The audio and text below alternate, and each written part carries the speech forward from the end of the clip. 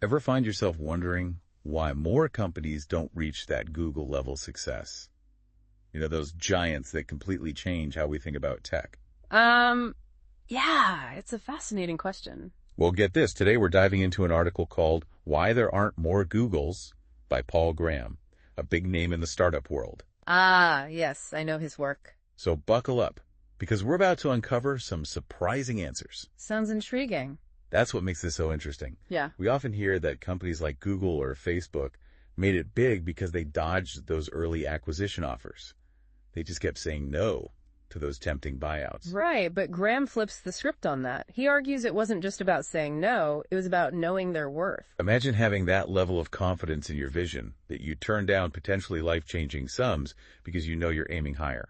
It's a pretty audacious move, right? So if you're looking for the next Google, don't just look at their product, look for audacity in their approach. That boldness is a key indicator. Exactly. Graham even has this cheeky suggestion for companies looking to acquire a potential Google. If they're turning down your offers, you might need to up your game. It makes you wonder how many future giants slipped through the cracks because someone lowballed them early on. That's a really interesting point. It's almost counterintuitive. You'd think these big companies would be throwing money at anything that seems remotely promising. You'd think so, wouldn't you? But Graham takes it a step further and points the finger at a less obvious culprit. And venture capitalists. Capitalists, those VCs you hear so much about. You know, the ones funding these startups in the first place. Here's where it gets really interesting. Graham's experience at Y Combinator gave him a front row seat to the world of VC funding. And what he found was surprising, to say the least. He found that these supposed risk takers, these supposed champions of innovation, are actually quite risk averse. Well, that's definitely a bit of a paradigm shift. He paints this hilarious picture of VCs being more like bureaucrats than the swashbuckling pirates we imagine them to be. It really flips the script on how we usually think about them. Right, and he argues that this conservative, consensus-driven approach causes them to miss out on truly groundbreaking ideas. Yeah. Think about it. You've got this incredible, potentially world-changing idea, but you need funding to get it off the ground. You go to these VCs, and they say, Come back when you're already successful. it's the catch-22 Graham calls the traction trap. They want to see proof of success before they'll invest. But how can you be successful without their investment? It's a frustrating reality for so many startups. It's like they're stuck between a rock and a hard place. No wonder they're hesitant to take big risks. And Graham doesn't hold back when describing it. He says, trying to convince some VCs to back a truly bold idea is like ramming it down their throats. Okay, ouch. But he's got a point, right? This fear of bold ideas creates a massive opportunity gap in the startup ecosystem. Absolutely. And that's what we'll explore in more detail, because this gap isn't just a problem, it's a huge opportunity. So we've got this massive opportunity gap, but what does it actually look like? Who's going to step in and fill it? Well, Graham is actually quite optimistic about the future.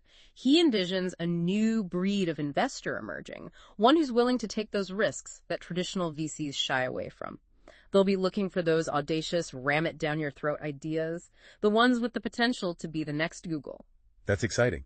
So instead of searching for startups that already have a proven track record, they'll be betting on the raw potential of a bold idea. Exactly. And they'll be doing it with smaller investments spread across a wider range of startups. Think about it. Instead of putting all their eggs in one basket, they're diversifying their bets, which allows them to take more chances on those unproven but potentially revolutionary concepts. It makes you wonder, though, why haven't traditional VCs caught on to this yet?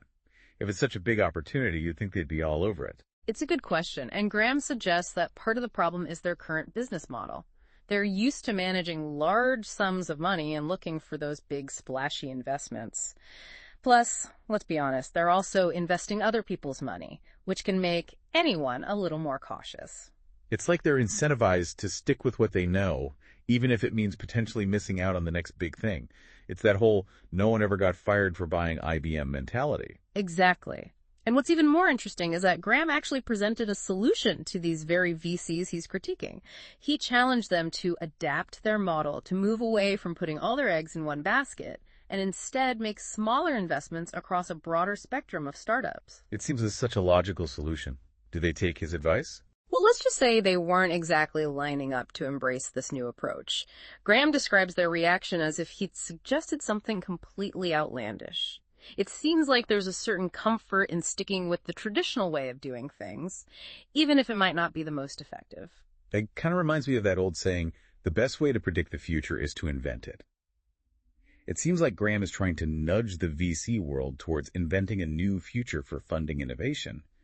So, if the traditional gatekeepers of funding are slow to adapt, who does Graham see stepping in to fill this void? He believes that a new breed of investor will emerge, one with a completely different mindset. These investors won't be bound by the same constraints and risk aversion that characterize traditional VC firms. So they'll be more like pioneers, venturing into uncharted territory, looking for those hidden gems that everyone else has overlooked. What sets them apart? They'll be driven by a different set of incentives. They won't be afraid to take chances on bold, unconventional ideas because their entire model will be built around it. They'll be looking for those diamonds in the rough, the ideas that might seem crazy at first glance but have the potential to change the world. And that shift, that willingness to embrace the unknown, could be the key to unlocking a whole new wave of innovation. It's exciting to think about all those potential game changers out there right now, just waiting for someone to believe in their vision. It's like a gold rush for those willing to take a chance on something truly groundbreaking. Absolutely. And it leads us to Graham's ultimate point. If we want to see more companies like Google emerge, we need to find ways to support those bold thinkers and provide them with the resources they need to thrive. It's a call to action for the investment community, and really for anyone who believes in the power of innovation, right? Yeah. We need to shift our mindset from rewarding those who have already proven themselves to embracing those who are daring to dream big, even if those dreams seem a little crazy at first glance. Precisely. It's about fostering an environment where those groundbreaking ideas can take root and flourish, even if they don't fit the traditional mold. Because, as Graham so eloquently argues, those are the ideas that have the power to truly change the world. It's funny, isn't it?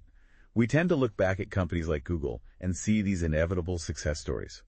We forget that they were once just scrappy startups with bold ideas fighting tooth and nail for funding. Yeah, it's easy to forget that part, isn't it? They were the underdogs, the ones taking those ram-it-down-your-throat risks that Graham talks about. It really highlights how our perception of success can actually hold back future innovation. If we're only willing to back the ideas that have already proven themselves, we miss out on the truly disruptive, game-changing concepts that haven't had the chance to blossom yet. It's like we're so busy chasing yesterday's success that we're blind to the possibilities of tomorrow. Exactly. And that's where Graham's article really flips the script. It's not just about picking winners. It's about cultivating an ecosystem where those winners can emerge in the first place. It's about fostering that wild, untamed landscape where bold ideas can take root and grow.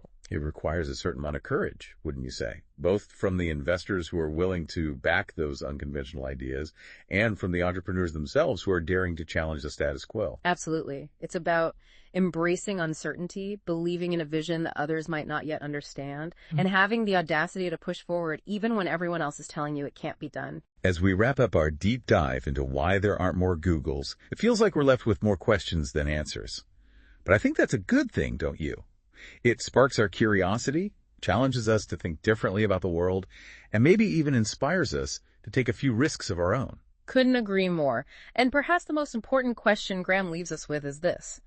What if the next Google is out there right now, brimming with potential, but struggling to secure funding because they don't fit neatly into that traction trap mold? It's certainly something to think about. What if the only thing standing between them and world-changing success is someone who's willing to say, I believe in you, let's do this? That's a powerful thought, and it's a call to action for all of us. We need to be more open-minded, more willing to embrace the unknown, and more supportive of those who dare to dream big, even if those dreams seem a little crazy at first glance. Because who knows, the next world-changing idea might be just around the corner, waiting for someone to give it a chance. And that's a wrap on this deep dive. Until next time, keep exploring, keep questioning, and keep seeking out those audacious ideas that have the power to shape the future.